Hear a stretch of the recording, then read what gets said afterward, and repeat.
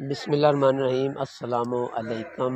अज दा जेड़ा मेरा मौजू है वो ये है कि जेड़ी फाइनल भिंडी दी वीडियो है धमाका खेज जिंदे सारी मालूमात दिती जासी वो इस वीडियो दे विच मैं अपने ख्यालात दा इजहार करांगा क्योंकि अज जनवरी दी 29 तरीक है 2026। लिहाजा आगे बढ़ने से पहले मेरी आपसे रिक्वेस्ट है कि जो मैं ख़ुद अमल करता हूँ अल्हम्दुलिल्लाह वही मैं अपने मोहब्बत करने वाले जो मेरे व्यूवर यूट्यूब फैमिली है मैं उनको रिक्वेस्ट करता हूँ वो भी इसके ऊपर अमल करें। अल्लाह भी राज़ी होता है और अल्लाह का महबूब भी राज़ी होता है। पहले नंबर पे तो आप 24 घंटे अगर नहीं भी नमाज़ पढ़ सकते नमाज़ पढ़नी चाहिए, लेकिन अगर नहीं भी पढ़ते तो आप वज़ू में रहें। तो दूसरे नंबर पर गल है कुछ फिक्रे उर्दू दे विच मैं तां बोलना कि उनके पंजाबी दे बोलन नाल उनका मतलब जिहड़ा गलत हो जाता है वो तां मैं एक लाइन जिहड़ी है ये उर्दू दी बोली है। सब तो पहले जदों भी तुसीं सुबह उठना नमाज पढ़ के 100 मरतबा अस्तगफिरुल्लाह और 100 मरतबा सल्लल्लाहु अलैहि वसल्लम दा तुसीं विरद करना है सुबह ते शाम।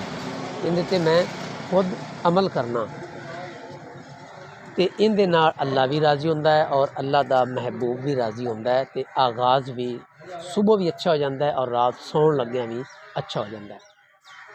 हुण आपां असल टॉपिक हल्ले चलीए कि मौसम इतना प्यारा हो गया जनवरी के महीने ते साडी सोच जिहड़ी है वो काम नहीं कर रही। अल्हम्दुलिल्लाह 29 जनवरी 2026 का अज दिन है। तो तुसी पुठे हाथ नाल भी अगर बी लाओगे किसी किस्म का भी तो वह बी उग आएगा क्योंकि टैंपरेचर जी मैं हुण वीडियो रिकॉर्ड कर रहा इस वक्त जो टैंपरेचर है 10 का टाइम हो गया और टैंपरेचर 20 क्रॉस कर गया। तो एक एकड़ दे विच कितना बी लाना है किस तरीके नाल लाना है ये सारा तुहानूं मैं दस रहा जी। सब तो पहले तुसीं अपनी जिहड़ी ज़मीन की तैयारी है वो अच्छे तरीके नाल करनी, कंप्यूटर नूं लाजमी करना। कंप्यूटर करन तो बाद उहदे विच एक बोरी तुसीं DAP लावनी है तो यूरिया खाद दे बिल्कुल नेड़े नहीं जाना, तुसीं गवारा लावनी है। यूरिया बड़ी सी इस्तेमाल कीती है पर जिहड़ा हुण गवारा रिजल्ट दे रहा है ये कोई वजह नहीं, कोई पता नहीं कि क्यों रिजल्ट दे रहा, वो यूरिया नूं भी कट गया। तो उस तो बाद तुसी कंप्यूटर करने तो बाद उनके तुसी खेलियां करनियां ने, खेलियां कढ़ के तुसी वो प्लांटर नाल भी जिहदे नाल बीज लगाया जाता उनके नाल भी तुसी भिंडी ला सकते हैं। तो तुसी खवातीन या लेबर वगैरह लैके तो उन्होंने भी कह के तुसी भिंडी लगवा सकते हैं। पूरे एकड़ दे विच सिर्फ और सिर्फ तुसी DAP खिलारनी है। DAP खिलारन तो बाद एक एकड़ दे विच 8 किलो बी लगना है।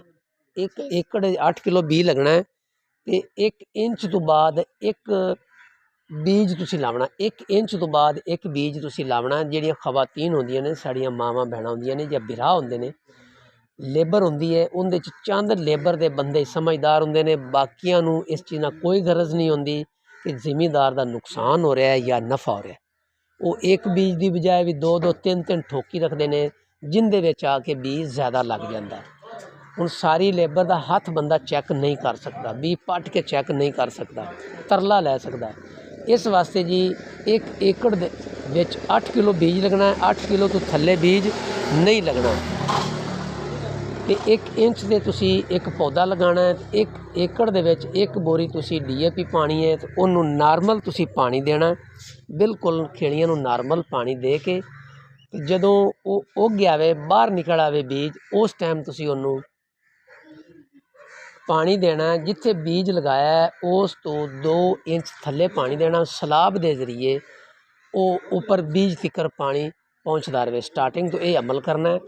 तो जोड़ा मेरे इलाके दे विच बीज लग रहा है वो सब्ज़ परी ते ओगरा इंडिया का हाईब्रिड बी। सब्ज़ परी जोड़ा बी है तुहानूं खुला भी मिल जाएगा तो तुहानूं हाईब्रिड भी मिल जाएगा। ये दोनों बीज बड़े अच्छे ने, लेकिन मैं एक दुकानदार का नंबर भी विच सेंड कर रहा। उन्हों का नाम है राओ आसफ, बंगला गुगेरा, ज़िला उकाड़ा। ये मेरे बड़े मुहब्बत करने वाले ने। एक नंबर ये बीज देंदे ने, गारंटी नाल बीज देंदे ने, रसीद नाल बीज देंदे ने, तो खुद जाके चेक करते हैं पिछे जाके। बड़े अच्छे इंसान हैं। कोई कुदरती मुकद्दर किस्मत कोई दो नंबरी ना होवे, ये दुकानदार दो नंबरी नहीं करता। मैनू इस दुकानदार ते बहुत ज़्यादा यकीन है, मैनू हर रंग आजमाया है। उनकी मैं तस्वीर भी दे रहा और उस तो बाद उनका मैं नंबर भी दे रहा। लिहाजा किसी किस्म की भी तुहानू कोई भी परेशानी हो, मैं तुसी तुहाडी वो हल हो जाएगी। मैं अपना नंबर भी देंगा, मैं इस अपने भाई दुकानदार का भी नंबर मैं दे रहा, तो तुसी बिला झिझक व्हाट्सअप के जरिए इनके कोल हर मालूमात लै सकते हैं बीज के मतलब। तो मौसम बड़ा प्यारा है, बिल्कुल लेट नहीं करनी। 1 फरवरी तो पहले पहले जेड़े मेरे दोस्तों ने भिंडी लगानी है वो भिंडी हर हालत ला देवन। जेड़ा बीज उन्होंने पसंद है, मैं दस्या अपनी पसंद का बीज। हर बंदा बेहतर जानता है, हो सकता है कोई मेरा बीज पसंद ना करे। लिहाजा जेड़ा मेरे इलाके दे जिला उकाड़े ज़्यादा लाया जा रहा है, मैं उसका ही जिक्र फिर करना है। उस तो बाद लईया दे जेड़ा ज़्यादा बीज लाया जाता है वो सब्ज़ परी लाया जाता है। मेरे एरिए सब्ज़ परी ते उकारा लाया जाता है। उकारा इंडिया का बीज है, हाईब्रिड और अच्छी क्वालिटी का बीज है।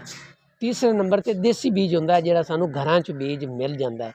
अगर गारंटी वाला थानू देसी बीज मिल जाए तो सारे बीजां नू कट देंदा है।